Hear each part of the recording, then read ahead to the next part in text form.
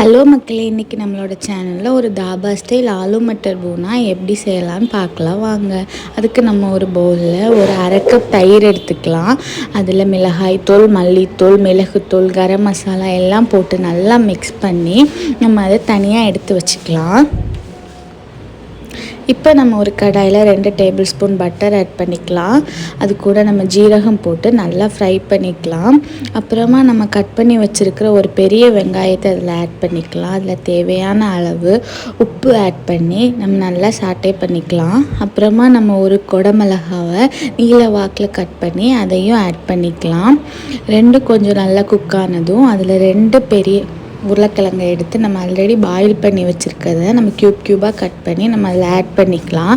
அதுவும் நல்லா ஒரு ஸ்லோ ஃப்ளேமில் 5 மினிட்ஸ் நம்ம அதில் குக் பண்ணி எடுத்துக்கலாம்.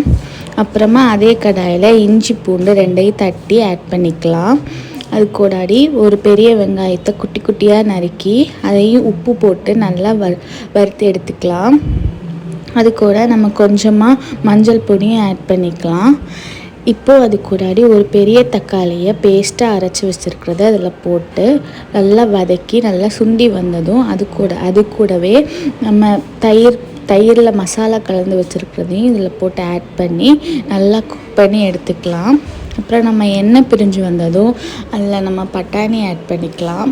அப்புறமா நம்ம வதக்கி வச்சுருக்கிறதான உருளைக்கிழங்கையும் நம்ம இதில் ஆட் பண்ணிக்கலாம். அப்புறம் நமக்கு தேவையான அளவு தண்ணி போட்டு நல்லா ஒரு 5 to 7 மினிட்ஸ் நல்லா கொதிக்க விட்டுக்கலாம்.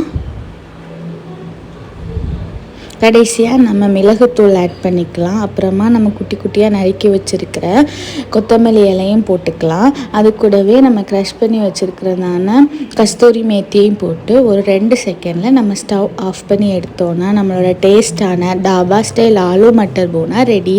இப்போ சாப்பிட்டு பார்த்துட்டு எப்படி இருக்குன்னு சொல்லுங்கள். தேங்க்யூ.